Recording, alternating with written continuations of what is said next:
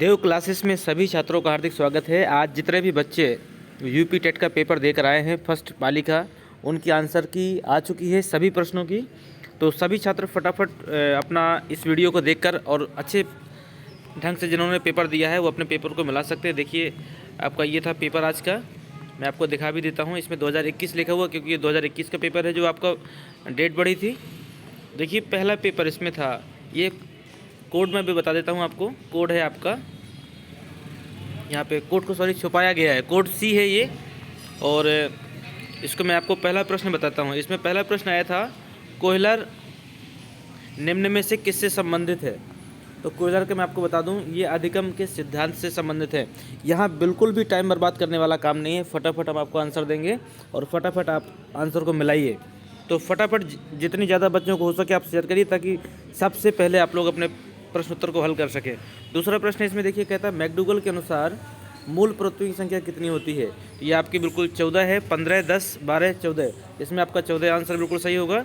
अगला प्रश्न है आपका तीसरा, मानसिक उद्वेलन प्रतिमान का प्रयोग निम्न में से किसके शिक्षण हेतु किया जाता है। तो ये आपका सृजनात्मकता बिल्कुल सही होगा क्योंकि इसमें समझ नहीं हो सकता, समस्या समाधान नहीं हो सकता, अनुप्रयोग नहीं हो सकता है। अगला है आपका, निम्न में से किसका प्रयोग में कुत्ता एक विषयी था। Skinner, collar, Thorndike, Pavlov.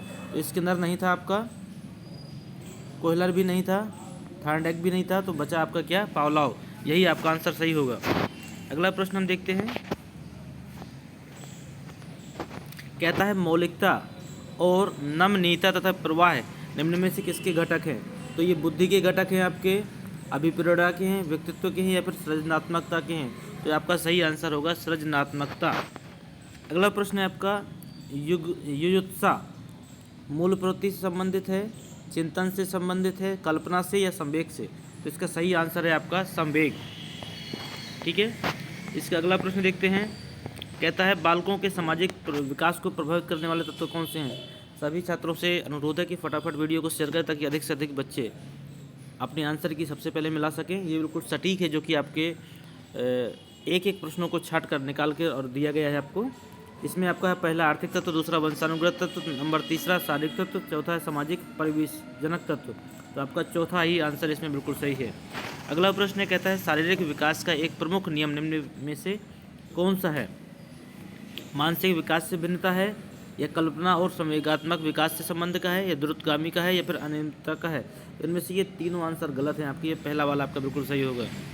अगला प्रश्न देखिए 9वां नंबर, कहता है निम्न में से कौन सा विकास का सिद्धांत नहीं है। अनुकूलित प्रत्यावर्तन का, समान प्रतिमान का सिद्धांत, परस्पर संबंध का सिद्धांत, या निरंतर विकास का सिद्धांत।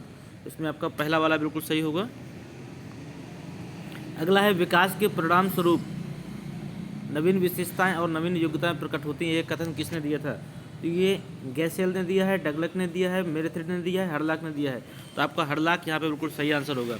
मुझे उम्मीद है सभी बच्चों ने बहुत बढ़िया किया है और फटाफट मिलाते जाइए। चलिए आप लोग, पूर्व अनुभव के आधार पर संवेदना को अर्थ प्रदान करना कहलाता है, कल्पना कहलाता है, स्मृति कहलाता है, चिंतन कहलाता है, या प्रत्यक्षीकरण कहलाता है। तो ये आपका आंसर होगा प्रत्यक्षीकरण। अगला है, कहता सीखने में प्रयास व भूल के सिद्धांत का प्रतिपादन किसने किया। कोयलर ने किया था, गेस्टाल्ट ने किया था, पावलोव ने किया था, या थार्नडाइक ने। तो आंसर है आपका थार्नडाइक का, विकल्प नंबर 3 सही होगा बिल्कुल। अगला प्रश्न है, कहता है औसत बुद्धि वाले बालकों का बुद्धि लब्धि स्तर कितना होता है। 70 से 79 होता है, 110 से 114 होता है, 90 से 109 होता है, या 80 से 89 होता है। तो तीसरा नंबर आपका सही होगा, 90 से 109 होता है। निम्न में से कौन तरल क्रिस्टलीय बुद्धि के प्रतिमान के प्रतिपादक थे। तो कैटेल आपके इसके प्रतिपादक थे, स्किनर, वर्नन, थार्नडाइक इसके प्रतिपादक नहीं थे। अगला है, क्रिया प्रसूत अधिगम सिद्धांत का प्रतिपादन किसने किया। तो देखिए हल ने किया है, स्किनर ने किया, हेगार्टी ने किया, थार्नडाइक ने किया है। तो मैं आपको बता दूं इसमें स्किनर बिल्कुल सही होगा। अगला है, ब्लूप्रिंट में किसका महत्वपूर्ण घटक है। ब्लूप्रिंट में किसका महत्वपूर्ण घटक है।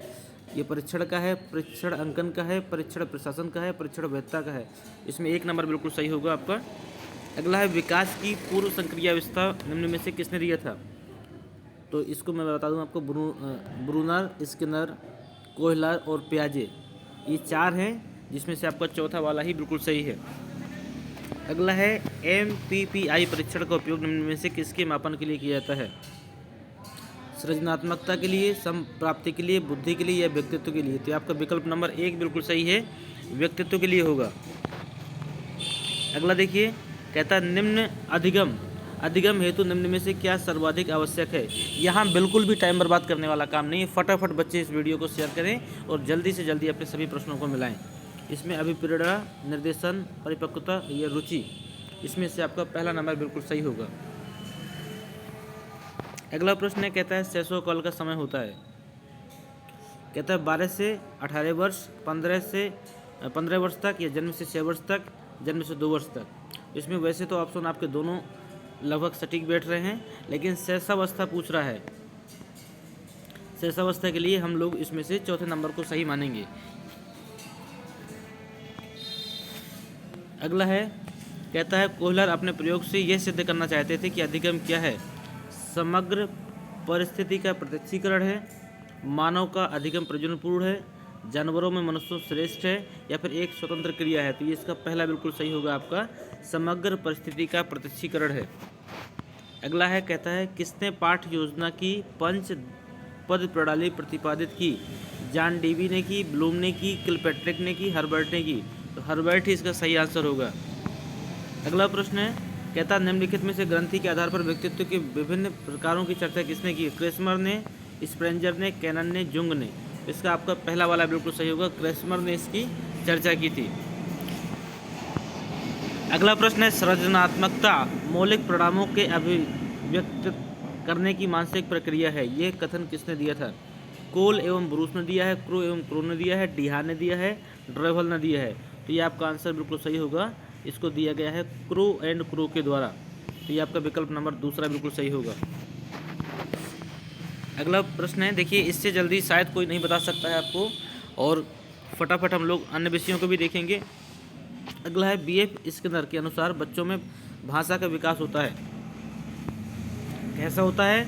अनुकरण एवं प्रबलन के फलस्वरूप, जन्मजात क्षमताओं के फलस्वरूप, या फिर अनुकरण एवं प्रबलन के फलस्वरूप, व्याकरण में प्रशिक्षण के फलस्वरूप, या परिपक्वता के फलस्वरूप? तो इन विकल्पों में से आपका तीसरा वाला विकल्प बिल्कुल सही है, अनुकरण एवं प्रबलन के फलस्वरूप। 26वां है, कहता है मूल प्रवृत्तियों को 14 प्रकार से वर्गीकृत किया है। किसने किया है? ये आपका मैकडूगल बिल्कुल सही आंसर है, ये आपके सही नहीं है। अगला है, कहता है किसी दूसरी वस्तु की अपेक्षा एक वस्तु पर चेतना का केंद्रीकरण अवधान है। ये करण किसने दिया? डम्बिल ने दिया था, मैकडूगल ने दिया था, मन ने दिया था, या रोस ने दिया था? तो आपका विकल्प नंबर तीसरा बिल्कुल सही है, मन का दिया हुआ है ये। कहता है निम्नलिखित में से सुजन शास्त्र के पिता से क्या जुड़ा हुआ है? क्रो और क्रो जुड़े हुए हैं, वुडवर्थ जुड़े हुए हैं, रोस जुड़े हुए हैं, या माल्टन जुड़े हुए हैं? इसमें विकल्प नंबर आपका चौथा बिल्कुल सही होगा, माल्टन इससे जुड़े हुए हैं। अगला प्रश्न है आपका, 12 से 16 वर्ष के बालकों हेतु हिंदी में डॉक्टर S जलोटा ने कौन सा परीक्षण प्रतिपादित किया?